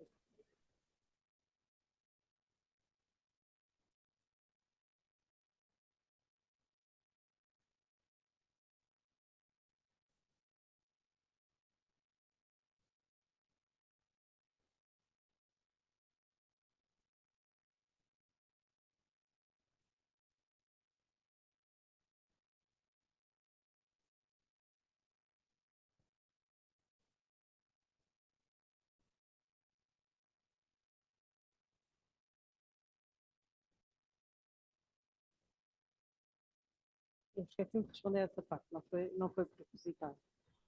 Mas é verdade isso que está a dizer, mas também é verdade que temos alguns bons exemplos, como por exemplo o Presidente da Câmara de Pontevedra, que basicamente penalizou uma parte gigantesca da cidade e que a cidade é um exemplo que tem vindo a ganhar imensa população e está lá há 20 anos. Portanto, e em relação ao que aconteceu com a perda, quer dizer, foi ali tac-a-tac, eu acho que houve uma série de fatores que contribuíram para que o Moedas acabasse por ganhar, e ganhou por 1000 votos, se não me engano, qualquer coisa muito deste género. Sendo que a Almirante Reis foi certamente um dos motivos.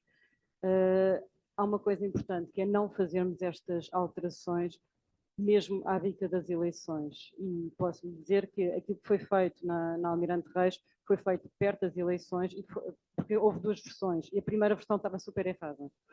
E depois o vereador andava a pedir para, apesar de ser pop-up, o vereador andava a pedir para lhe alterarem aquilo, e mesmo quando é o vereador que manda, é difícil que as ordens sejam cumpridas numa Câmara de Lisboa. E a verdade é que demoraram meses e meses e meses a corrigir Almirante Reis. Almirante Reis hoje não vai, porque agora está com o plano de drenagem, e, portanto, agora dá tudo de pantanas. Mas pouco tempo depois, porque estas mudanças, quando são feitas, obviamente causam distúrbio, não estou a pôr isso em causa, mas depois esse distúrbio passa, e aliás há um fenómeno que está estudado e que se chama evaporação do tráfego. Parece uma piada, mas é assim mesmo, isto é o nome técnico, evaporação do tráfego.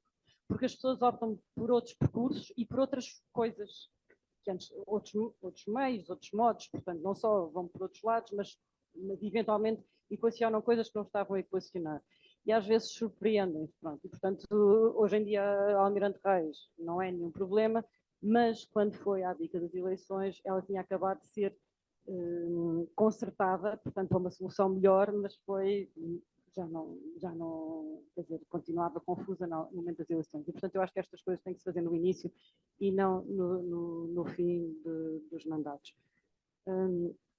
Em relação a isso, também eu concordo que não se pode trabalhar contra as pessoas, mas também não se pode trabalhar para os ruidosos. E o que acontece é que as pessoas que estão em perda, e são sempre os automobilistas que estão em perda quando a gente quer dar espaço aos outros. Portanto, os automobilistas que estão em perda refilam muito alto, mas isso também não é uma maneira de fazer democracia, porque normalmente os peões refilam muito pouco, e as pessoas, é esses que estão a ser tirados, mas a quem está a ser dado, essas pessoas não vão para a rua normalmente dizer eu aprovo isto. Os que estão em perda é que vão refilar, se calhar os outros nem sequer estão a perceber o que é que vão ganhar. E, portanto, também não é uma boa maneira de fazer democracia ouvir os ruidosos, é preciso, de facto, arranjar formas de se perceber muito melhor o que é que a população quer, e não só esses que se exprimem tão frivolosamente.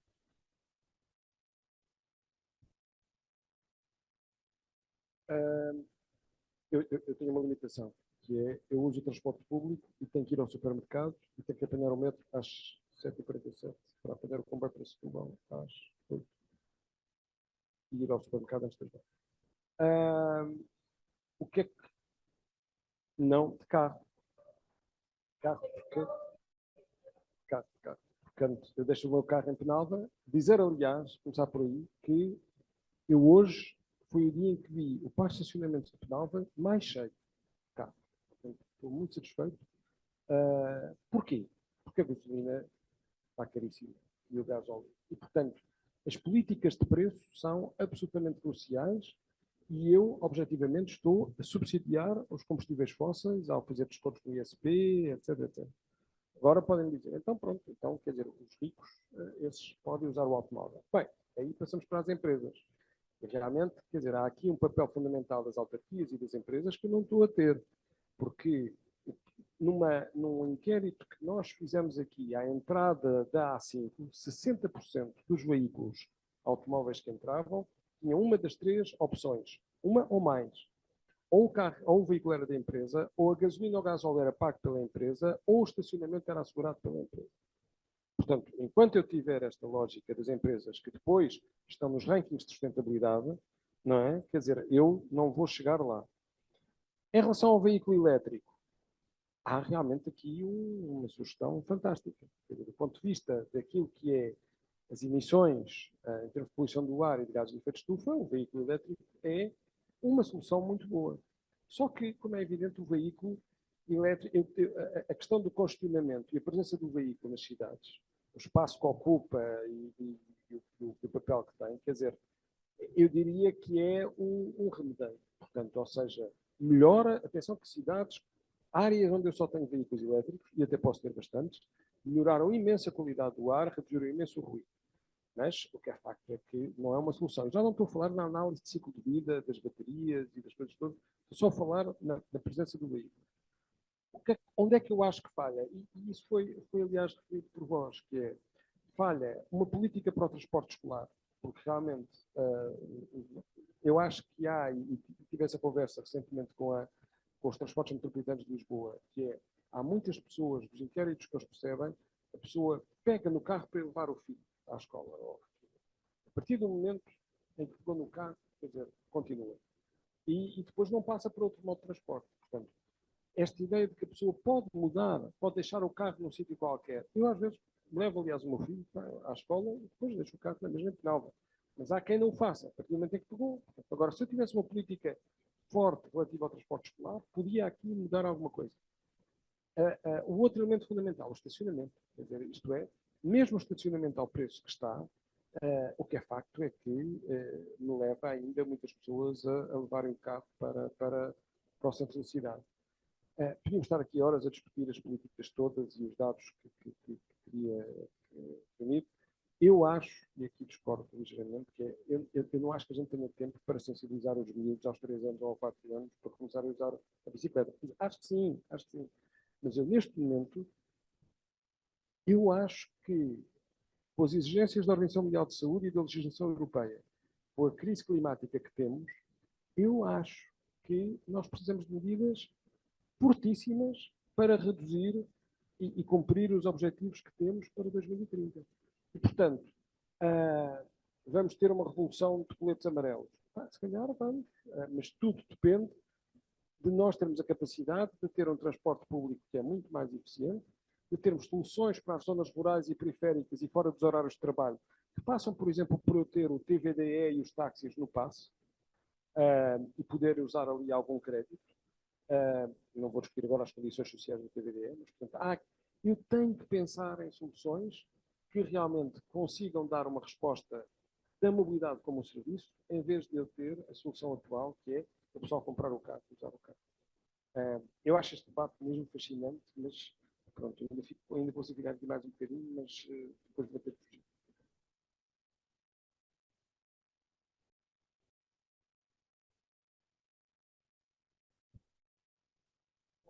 Desse ponto de vista, bem, se é para cumprir objetivos globais, enfim, em termos mundiais, à escala global, enquanto tivermos cerca de 50 voos em jatos privados a saírem por dia de Dubai para Londres ou para Paris para ver a moda, não vamos chegar lá. Vamos andar todos de bicicleta o resto da nossa vida. Não conta assim tão pouco Sim, quando estás todos os dias a enviar 25 jatos privados para Londres ou para Paris, para veres como é que está o Champs-Élysées, ou seja o que for, obviamente que isto é muito difícil dizer. Então depois, uma pessoa que vive na buraca vai de bicicleta para a Costa da Caparica. Portanto, a questão da dimensão global e outras coisas, desde questões de turismo, etc. Portanto, quando se manda a população para fora das cidades e se põe em territórios que não são realmente habitáveis, então, de facto, é difícil dizer às pessoas que vão de bicicleta. Imaginem se nós, numa semana, em Lisboa, ninguém andasse de carro. O que é que aconteceu aos transportes públicos? Ninguém conseguia meter-se em sítio nenhum, nem ir para sítio nenhum. Portanto, nós o que temos que começar é por ter transportes públicos de qualidade que nos permitam, efetivamente, ir de um sítio para o outro. Porque quando nós vemos outras cidades em que isso acontece mais frequentemente, é porque, de facto, a rede de transportes é bastante boa. A nossa rede de transportes é muito má. E, portanto, quando eu penso que um aluno... Francisco, um aluno nosso que mora ali ao fundo vai a Lisboa porque é mais fácil de chegar aqui à Caparica e tu dizes-me que tem uma boa rede de transportes.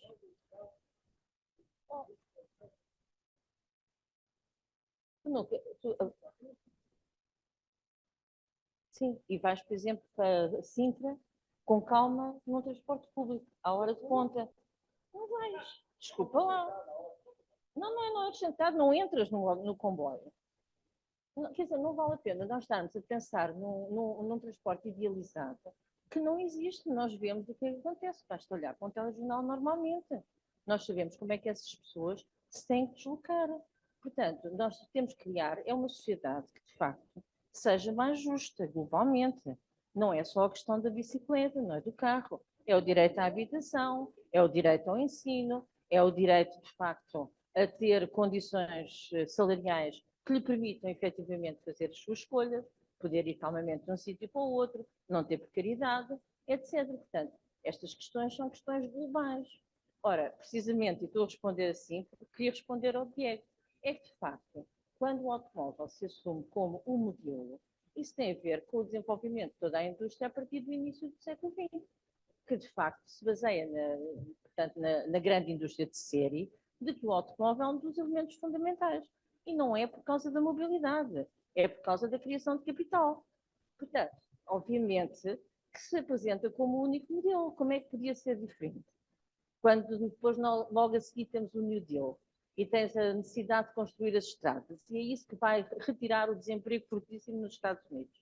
E, portanto, vais criar as estradas, vais criar as bombas de gasolina, vais permitir uma gasolina extremamente barata, que vai permitir a construção dos Estados Unidos como eles são atualmente. Portanto, porque é que isso não pode acontecer de outra forma nesse sentido? Porque o sistema, de facto, tal como está implementado a partir de finais do século XIX, do fim dos impérios, basicamente, início do século XX, pensa nestes termos. E, portanto, a narrativa é uma narrativa hegemónica. E, portanto, nós, enquanto historiadores, temos é que perceber como é que se formam essas narrativas hegemónicas, sabendo que são isso mesmo, são hegemónicas. E, portanto, o que é que acontece? Tendem a apresentar-se como únicas e mais eficientes, por definição, é isso que é uma narrativa hegemónica. E era isso que o José Luís estava a dizer. Quer dizer, na realidade, a narrativa hegemónica hoje continua a ser muito ligada ao carro como um elemento individual, como um elemento de ascensão, como um elemento de poder. Portanto, há imensos elementos que estão aqui ligados. E essa narrativa continua a ser, de facto, hegemónica e não tem a ver com ser nas vésperas das eleições, porque isto é um processo muitíssimo mais profundo. E, portanto, na realidade, ainda hoje, as pessoas que vivem em Lisboa deixou-se de ir para o Almirante Reis. Ninguém vai ao Almirante Reis. É a tal evaporação do trânsito. Porquê? Porque se para imenso tempo lá. Posso dizer que sim, porque eu faço. E, portanto, para-se lá imenso tempo. Porquê? Porque, de facto, há aquele afunilamento. E, portanto, as pessoas deixam de ir e não vão para outros sítios e evita-se Almirante Reis. Mas não foi por ela ter sido construída na Vespa. Tem a ver com processos que são muitíssimo mais profundos do que estes. Porque, na realidade, o que nós ouvimos é, obviamente, não só as pessoas do Almirante Reis sentiram-se extremamente prejudicadas, no sentido em que toda a vivência da zona se alterou, e isso tem também a ver precisamente com o abandono de uma série de partes do Almirante Reis, que neste momento depois está a ser conquistada, nomeadamente por sem-abrigo, que não tem outros sítios e que põe as suas tendas em toda aquela zona. Portanto, desertifica a própria zona, que era uma artéria fundamental e que está a ser desertificada, sem dúvida nenhuma. E, portanto, todos estes processos são processos que são muito profundos.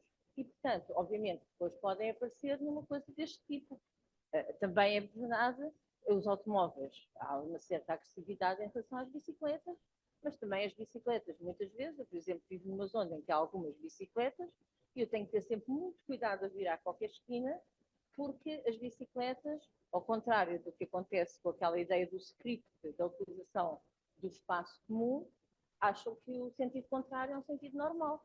E, portanto, obviamente que aí também se criam estas conflituosidades, porque nós não estamos todos a utilizar uma coisa comum. Eu espero que um ciclista ou alguém que use uma trotinete utilize as regras de espaço. Mas, na realidade, elas não são utilizadas. E é por isso que as pessoas se sentem mais seguras quando vão nas ciclovias. Porque, na realidade, para qualquer automobilista, e eu ando bastante de carro, mas também ando bastante a pé, depende de onde vou, não é?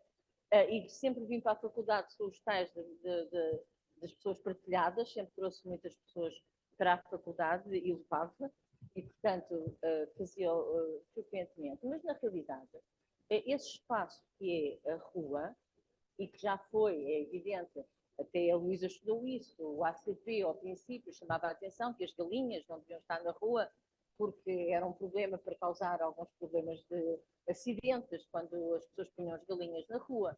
Obviamente que há regras para o espaço do passeio, para o espaço da via onde passam os carros. Agora, de facto, se não houver uma capacidade de todos utilizarmos o mesmo tipo de regras, torna-se efetivamente difícil a convivência, porque cria-se muitas vezes situações de grande tensão, para além das situações de perigo que efetivamente se criam ali.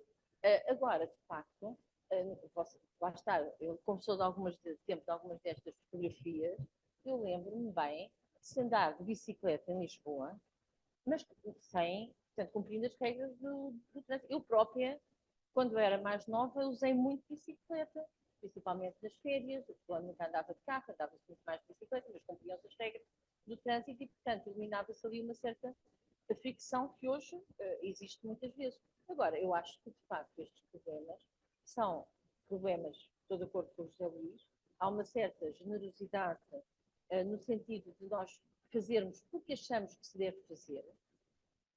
Agora, efetivamente, os problemas, para serem resolvidos, têm que ser resolvidos, na minha opinião, a montante.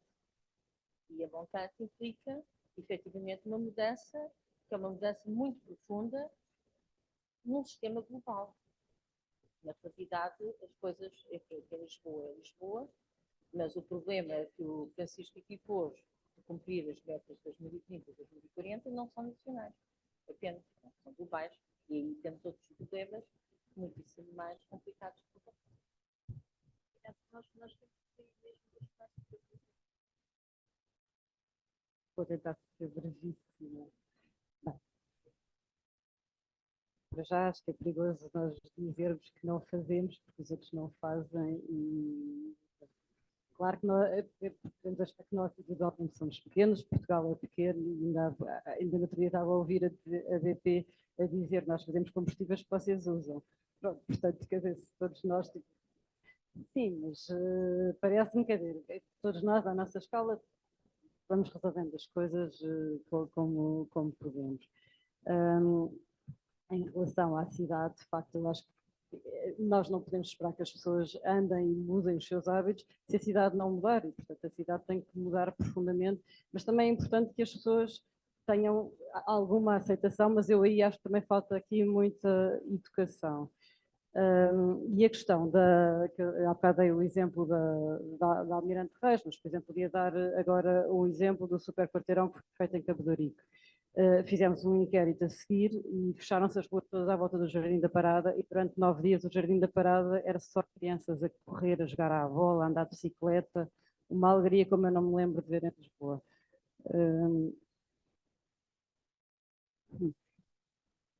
Okay.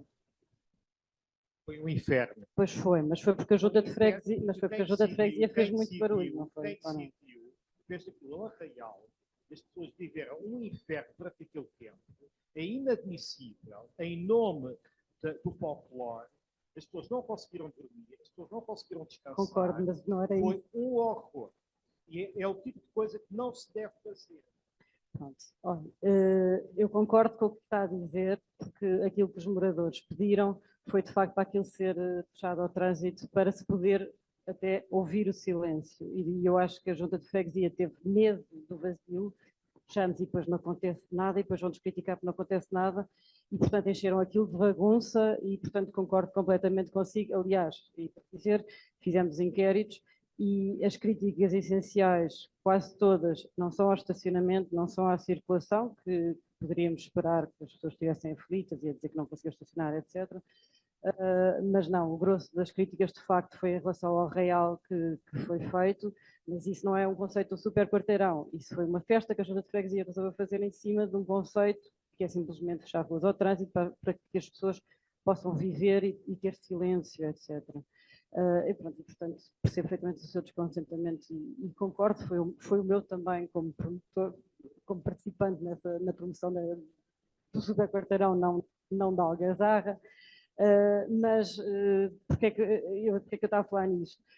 Porque nós hoje em dia temos muita dificuldade em imaginar uma cidade diferente e, portanto, aquela experiência também, sem esse excesso, claro, o que serviu e o que serve é para as pessoas poderem perceber, questionar uma outra cidade, ter uma outra visão de cidade, de outras coisas para as quais as ruas podem servir e que hoje em dia, por defeito da cidade como ela se foi transformando, nós deixámos de perceber que as ruas antigamente eram lugares em que tudo convivia e hoje em dia é um somatório de corredores e estamos aqui também a falar das regras, etc., mas eu não vejo os automobilistas cumprirem, já os 50 km/h não deviam ser permitidos nas cidades.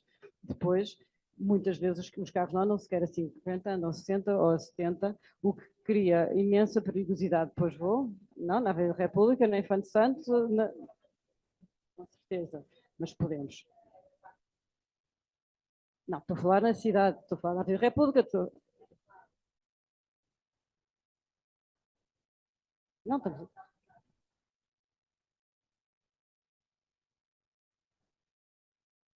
não estou a falar da República, da Fontes Pereira de Melo, da Avenida de Roma, não, pronto.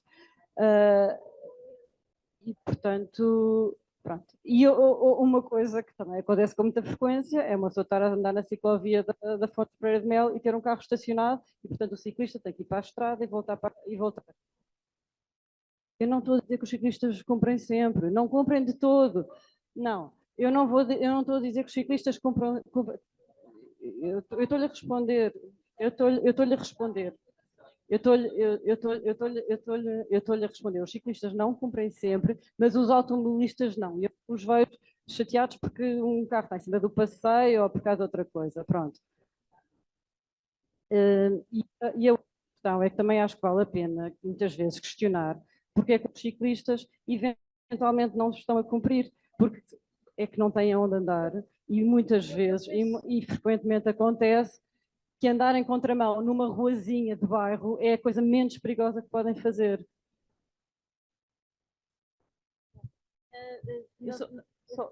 Nós temos mesmo que terminar porque a biblioteca fecha incrivelmente. Eu só queria dizer, eu de facto concordo que acho que os ciclistas muitas vezes não cumprem regras, porque as desconhecem, porque andaram sempre de carro e começam a andar na gira aos 16, 17 anos e a vida deles foi desde os 2 anos até aos 17. Tiveram numa gaiola, de repente têm a sensação de liberdade. Pronto. Não, exatamente. Eu também fiz, eu tirei a carta. Exato. Pronto. Isto tem a ver também com a educação para a mobilidade. que nos outros países, na Alemanha, eles no terceiro ano, no quarto ano, têm aulas mesmo na escola de aprender a ser peão e aprender a ser ciclista. Exatamente. Nós não temos, de facto, e portanto há aqui uma falha na educação brutal. E o que acontece é que esta geração que tem agora 10, 20 anos, ao contrário de nós que andamos todos de bicicleta com 10 anos e 12, há muitos miúdos que chegam aos 20 anos e não sabem andar de bicicleta. E não sabem ser peões sequer. Portanto, nós vemos que há muita gente que não atravessa na passadeira. Não, mas acho... Vi em França. Vi em França e acho ótimo que multem cá. Sou completamente a favor da fiscalização, quer dos carros, quer dos ciclistas, quer dos peões. Portanto, acho ótimo da mesma forma que se multa pessoas que vão ao telemóvel, multa-se ciclistas que não estão a cumprir regras. Sou completamente... com peões que não atravessam na passadeira, etc. Acho que de facto falta fiscalização, e aí concordo consigo, a todos os níveis, e a nível de velocidade é brutal, porque nós ultrapassamos imensos limites de velocidade. Eu sou peão, sou ciclista e sou automobilista, sou a mesma pessoa.